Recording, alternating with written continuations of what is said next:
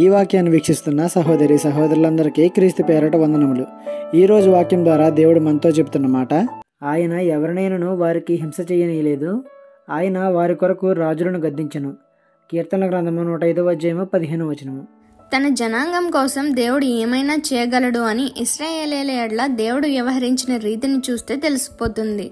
వారి కోసం రాజులను గద్దించాడు, ప్రకృతిని తనకు నచ్చినట్టు మార్చివేశాడు, యుద్ధాలలో విజయాన్ని ఇచ్చాడు, సమృద్ధి గల దేశాన్ని తన జనులకు స్వాధీనం చేశాడు.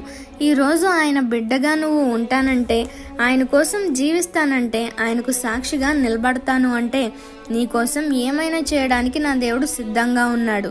నీ పాత జీవితాన్ని విడిచిపెట్టు, దైవ చిత్తం ఏమిటో తెలుసుకో, వాక్యంలో ఎదుగు, దేవునితో ఎక్కువ సమయాన్ని గడుపు, ప్రార్థన ద్వారా దేవునితో సంభాషిస్తూ దేవుని కొరకు దేవుని కోసం జీవించు. నీ కోసం నా దేవుడు నువ్వు ఊహించని మేలులను నీ కోసం దాచి ఉంచారు. ఈ చిన్న సువార్త పరిచర్యలో మీ సహోదరులు. God bless you. ఆమేన్.